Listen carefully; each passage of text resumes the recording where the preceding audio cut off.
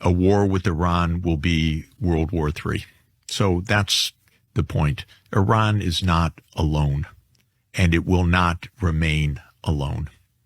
And so if we go to war with Iran, we are expanding the war with Russia.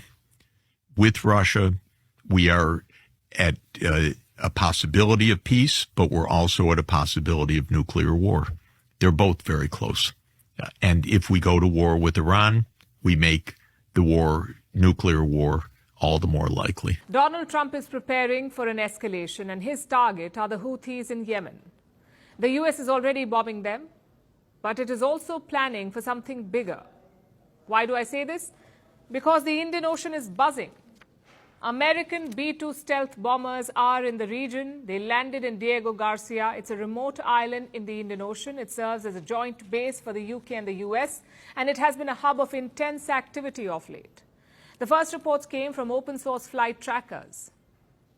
They tracked unusual movement involving at least 7 B-2 bombers.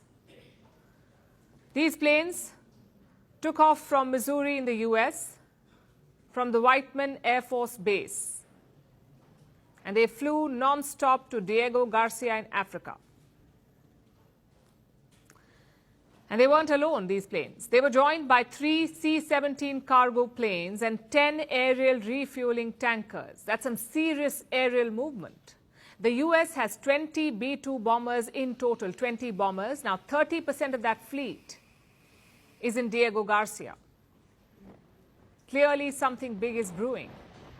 These bombers are not for power projection. They are meant for penetrating enemy airspace and delivering heavy payloads undetected. That is their purpose.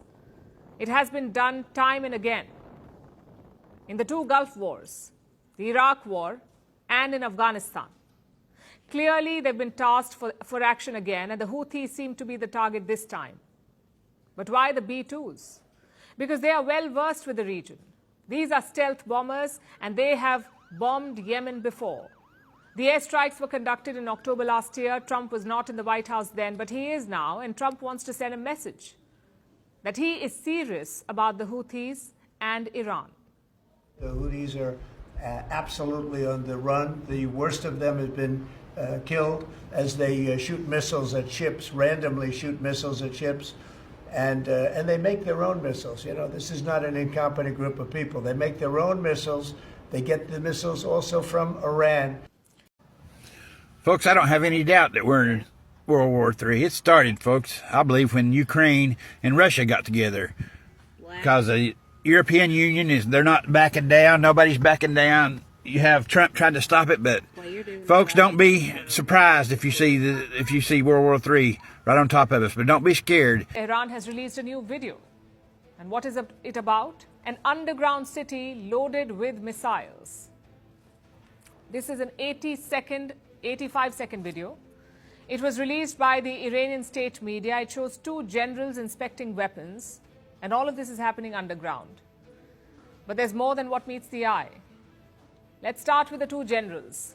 They aren't your ordinary commanders. One of them is General Mohammad Hossein Bagheri.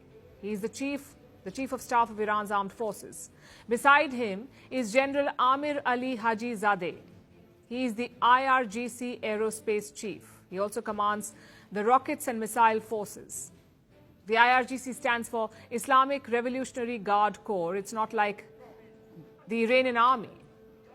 This group only defends the Islamic regime and its supreme leader. That's what the IRGC is for. It's very powerful. Now, both these generals are responsible for Tehran's long-range weapons. Clearly, they are very important.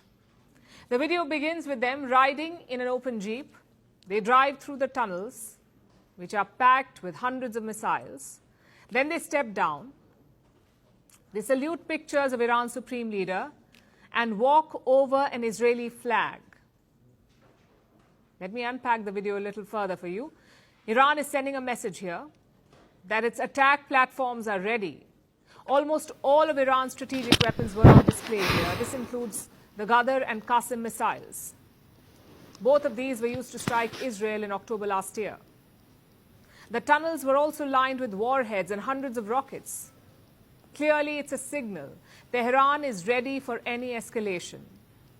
And the Iranian generals did not mince any words. They said Iran will make a new missile city every week. Listen to this. If we start today, we will unveil a new missile city every week. The project will continue for the next 2 years. World War III could happen anytime.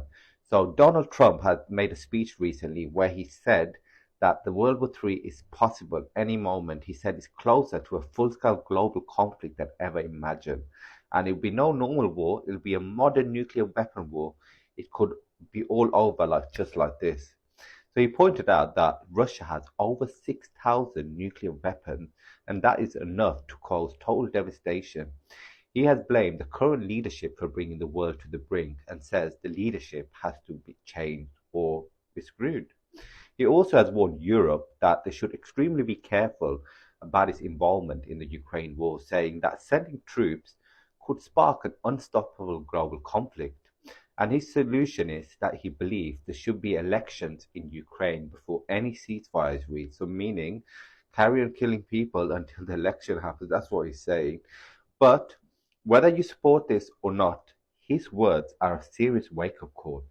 Could we really be on the edge of World War III? Because it's kind of scary to think.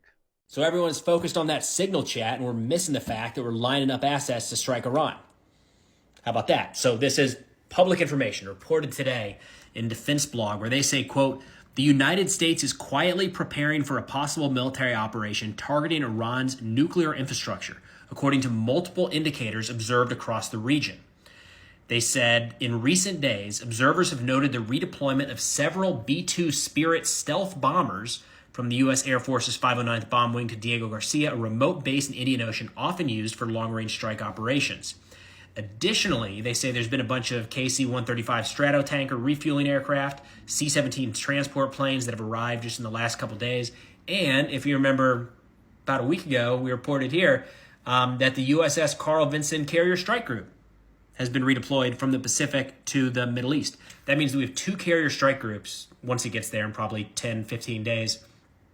And now an increase in B-2 stealth bombers. Don't need that for militias in Iraq or Syria. And again, this public information, a lot of messaging happening here. We're letting Iran know that these things are being moved into the region. We now shift our attention to the Russia-Ukraine war. Russian President Vladimir Putin has made a strong statement stating that Russian forces are gaining momentum across the battlefield, and it may soon, and that's in his words, in the Russian president's words, finish off Ukraine's military. What is happening today is essentially also clear. Our troops have the strategic initiative along the entire line of combat contact. I said quite recently that we would get the best of them, but there is reason to believe that we will finish them off.